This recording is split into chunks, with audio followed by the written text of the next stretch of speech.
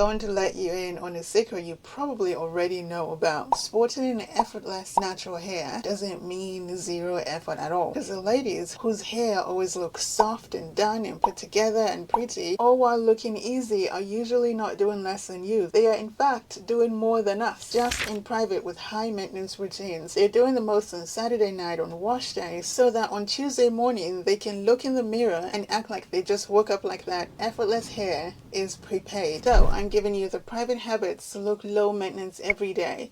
Some of these are extra, yes. Some of these are slightly ridiculous, yes. Some of these even sound like a woman who's doing too much. And my response is yes, but look at the results. That is the whole charm of this idea, and these literally require only a few minutes at a time, and so they are doable even by the busiest of us.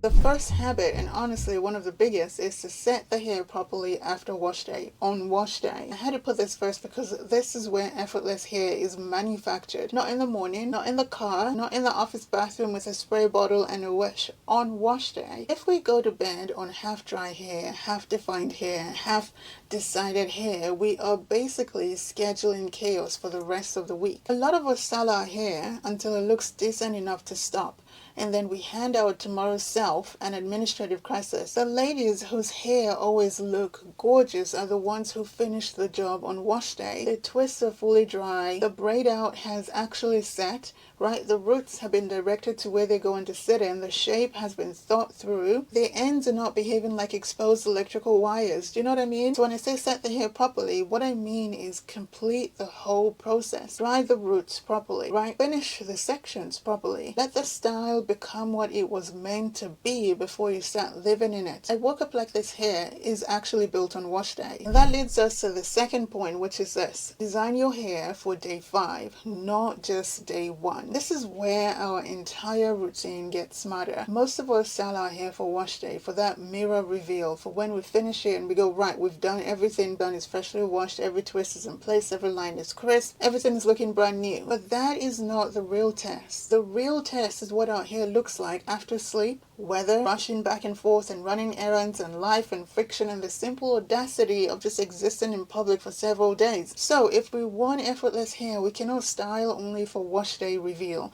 We have to style for the decline for the rest of the week. We need slightly firmer definition than feels exciting on wash day. We need more controlled roots than look airy and free and, bouncy in the first hour. A shape that helps our hair sit in the most flattering angles for our faces.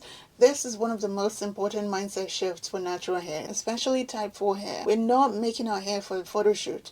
We are trying to make our hair survive the entire week or survive the entire month, however often we wash our hair. So when we're styling our hair, we need to choose a style or series of styles that will take us from wash day to wash day. Next is doing a full shape setting after styling. So like we discussed, pre-style and finish your style on wash day. But we want to set the shape, especially if you're going to wear your hair out. There's a difference. When styling, consider, pinning the front or flattening one side or doing something, bending the back or lifting the crown or doing what needs to happen so that the shape continues to flatter us as it softens. We want volume where we want it to be. We want to train the silhouette of our style before the style ever debuts.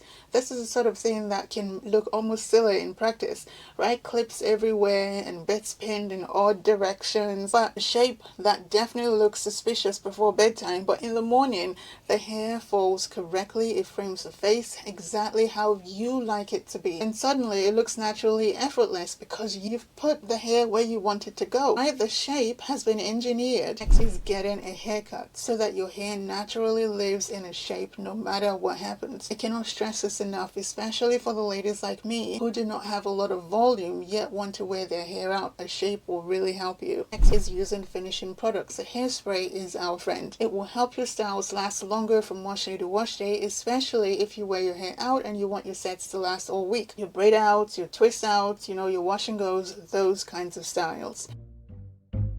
Speaking of styles, The next point is to have a two-step nighttime routine.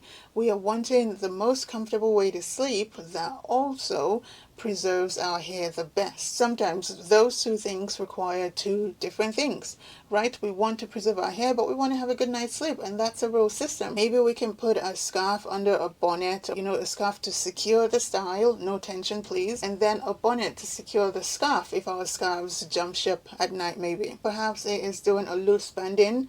Again, please no tension, and then a bonnet on top of that. Maybe it is a scarf to hold the front down and the crown down, and then a bonnet on top of the whole thing. Maybe it is two loose twists and then a satin wrap or something. The exact method matters less than the principle. The night routine should preserve the style you already built, not flatten it into something unrecognizable by the morning, and should be comfortable enough for us to go to bed. And yes, this may be extra, but when we take the bonnet off in the morning and the front still frames our faces, right, and our crown is exactly how we expected, the shape still looks intentional, suddenly we understand why this habit was even a thing. Know that this is style and person appropriate. For example, when I wore a wash and go, I just slept on my satin pillowcases and I flopped in the mornings. This is because I do not run marathons in my sleep. How I sleep at night is literally how you find me in the morning.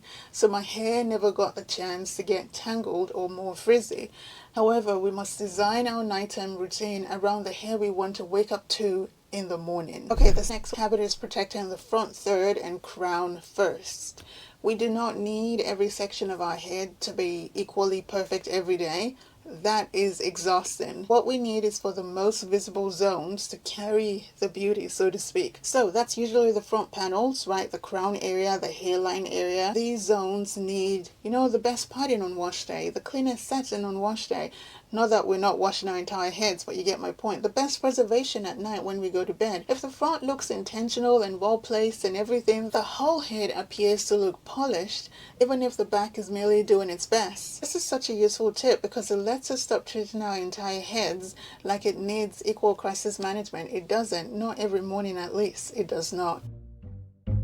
The next habit is to start matching the style to the week ahead. This is so underrated, and it is one of the biggest differences between ladies who always look polished and those who are constantly fighting their hair every morning. Please and please do not choose a style in vacuum. Choose a style that is based on your week, your weather, your gym schedule, your social life, your workload, your energy, your patience, your menstrual week, if that affects your tolerance for fuss. If we have a very busy, low energy week ahead, why are we installing a style that needs daily fluffing and emotional support every day? This is self-sabotage at best. Again, effortless looking hair is prepaid. It doesn't come from our ambition, it comes from compatibility with our lives. Our hair should fit our lives and should make sense for our lives and should make our lives easier. The next habit is creating a style within a style exit plan. This is one of my favorite ideas. Install your style on wash day, already knowing what the second style will be as this one starts to soften. Your twist becomes a twist out, which becomes a bun,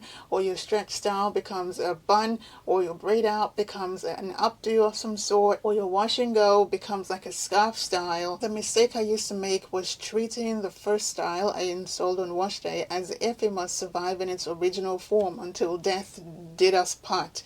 This is not realistic, especially for type 4 hair that is worn out. Styles can evolve. We must plan for that evolution and not get caught off guard by softening of one style because the backup style was already built into the original plan. So if your style cannot last from wash day to wash day, especially if we wear our hair out and loose, right? Develop a style evolution and do it in the same way every single time until you really master it. Okay, the next habit is scheduling a small midweek refresh.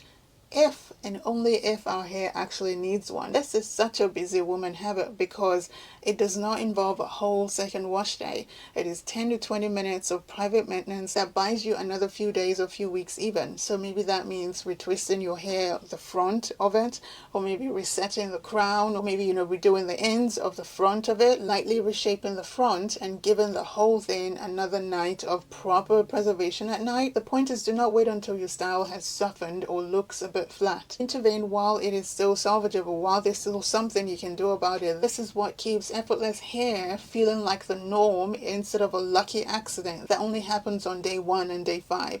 Now, full transparency, I do not do this step in every wash cycle. I don't, unless I've got an event or something, right? Because I already have my style within a style exit plan. I know exactly how one style is going to transition from this into another, right? However, every now and again, we may need a quick refresh when our hair calls for it, and there is something to be said for that. The next habit is giving every style every time and date. This is such a grown woman beauty habit. You decide in advance how long a style gets to live. 3 days, 5 days, 4 weeks, whatever makes sense for us in our lives.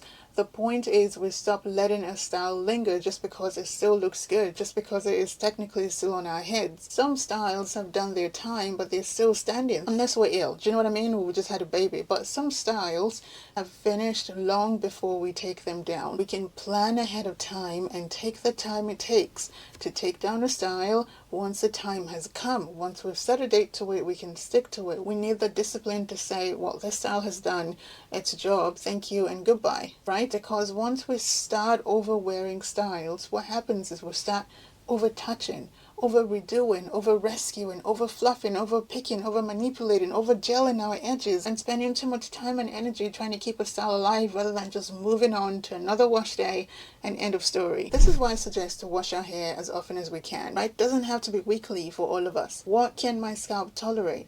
What is my capacity? Then wash your hair accordingly so that we can take the time it takes to take down a style after the end date has come and to do our wash day as gently as we possibly can. Otherwise, we'll keep moving wash day while we are over manipulating a style that has done its time and needs to come off our heads, right? So please set an end date for a style. But while we're doing that, please and please choose a wash day that we can maintain, that we can commit to, so that we can be gentle and we can be patient and we can take our time with our hair. The next habit is maintaining scalp and hairline respect year round. This is the long game because it changes the entire face. A natural hairline makes us look more youthful, more feminine, more expensive, and most importantly, look like us, right? So this means please be gentle with tension. Please be gentle as we part our hair, right? Be gentle with our edge brushes as we, slick our edges back. Be gentle. Be careful with slick backs if you pull your hair back. Be gentle with extensions if you're wearing them. Be gentle and be careful with anything that makes the perimeter look or feel strained. A lot of us focus on the style itself that we forget that the condition of our hairline is also part of our final beauty. Effortless hair is never worth tension. Our scalp should not be living in the fear of our aesthetic goals. The next habit is building a signature style family. Not doing every single style under the sun. Not constantly chasing novelty. Not behaving as if we have to reinvent our whole heads every single week to count as stylish. I mean, choosing 1 to 3 styles that actually suit your density, suit your face, suit your schedule, suit your skill, suit your actual preferences, then becoming almost offensively good at them. That is what makes some women look like their hair is always right. They've been wearing twist outs for 7 years straight. They know their twist size. They know how to part their hair, where to part their hair. They know how their hair settles, right? They know exactly when it will start to soften, when to transition the style, when to wash their hair, how to preserve it at night. They know what the backup version is, and that mastery creates ease. And it also reduces breakage because the hair is no longer being put through constant experiments. The next habit is trimming based on our hair's behavior. This one is less glamorous, but cleaner ends make natural hair look neater and even healthier. They change the whole outline of everything, right? They change how the twist hangs, they change how your updo looks, they even change how full the ends look, right? So please, no need to trim based on a calendar. And please don't refuse to trim because we are emotionally attached to every millimeter. Trim when the ends start behaving badly. Trim when they start to catch. Trim when they start to look thin, unless we are transitioning, right? Trim when your ends are not in. Trim when your normal style stops looking normal, right? This is the kind of high maintenance that pays back in public. So what does it actually mean for the busy woman who wants to wake up looking effortless every day? It means that the ease, the effortlessness has been built in before the morning arrives. On wash day, we finish the set properly. During the week, we preserve the style and we preserve our ends. And at night, we protect the style, right? We reset only when necessary. And long term, we stop over wearing our styles. We stop over experimenting and become more disciplined about the shape of our hair, about the health of our hair, and about the timing of our styles. And that is a no luck, no magic product, just structure and planning ahead of time. This is why I coined the phrase, effortless hair is prepared, because it is. So yes, some of this is extra, but also yes, we wake up looking done every day, so it's all worth it. Thank you so much for hanging with me today. I will catch you in the next one. Have a great day. Bye.